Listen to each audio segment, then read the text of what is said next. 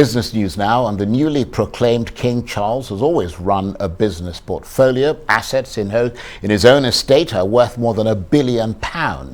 But upon taking over the monarchy, he also inherits responsibility for a property portfolio worth close to £20 billion, including Regent Street, one of London's prime shopping destinations. That makes him one of Britain's biggest landowners. But unlike other chief executives, the new king can't manage this collection of treasures on purely commercial terms. Well, to discuss this story and the other business headlines of the day, including some disappointing UK economic data, is Arise correspondent Laurie Laird, who joins me from London. Good to see you, Laurie. Of the many things falling to King Charles is the management of a very large property portfolio. Tell us about the Crown Estate.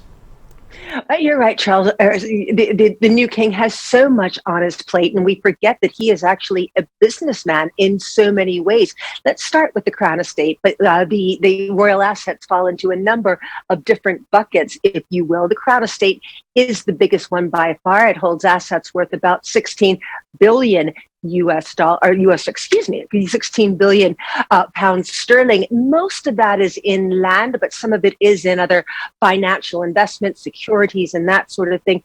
Anyone, Charles, who has come as a tourist to the UK has probably stepped foot upon land that is owned by the Crown Estate, be that Regent Street, as you mentioned, one of the biggest shopping streets in the UK, Oxford Circus, also Piccadilly Circus. These big tourist attractions are part of the Crown Estate, as are some of London's most desirable parks, Hyde Park, Regent's Park, all owned by the Crown Estate. As I say, assets worth about 16 billion, but of course it's very difficult to value these things. Right now we're looking at Oxford Circus, one of the biggest thoroughfares, one of the busiest areas in London, all owned by the Crown Estate. And of course that's not the only collection of assets held by the royal family, Laurie. That's right. I mentioned that there were a couple of buckets in which these assets sit. One is called the Duchy of Lancashire. That's the smallest collection of assets, worth about 600 million pounds sterling. And again, that is mostly comprised of property, some retail property, even things as prosaic as retail parks, some residential areas, although most of it is in the commercial sector.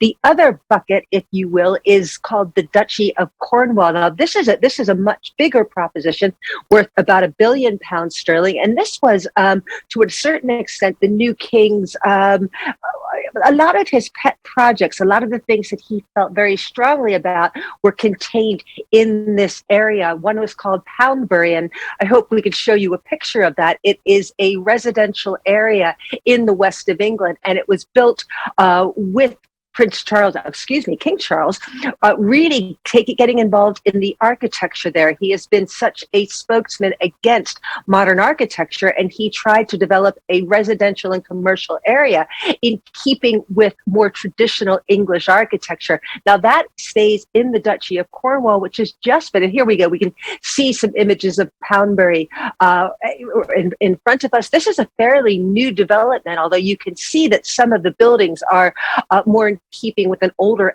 architectural style. Prince Charles was very engaged in all of the architecture of that community. But that whole part of the inheritance goes straight to Prince William, the new Prince William, and his family, where he will have responsibility for managing that going forward. And very quickly, Laurie, we've got about 30 seconds or so left. Staying in the UK, some very disappointing economic news. That's right. We had a tiny growth in GDP in the month of July, not as much of a rebound from a desperate fall that we saw in June. And the fear is that the UK could slide into recession in the third quarter. Growth in the month of September, because we'll have that extra bank holiday, because we have people not working as much while they're mourning. We suspect that growth in September will be weak. Thanks very much indeed for dashing through all that. Laurie Laird, Arise business correspondent, talking to me there from London.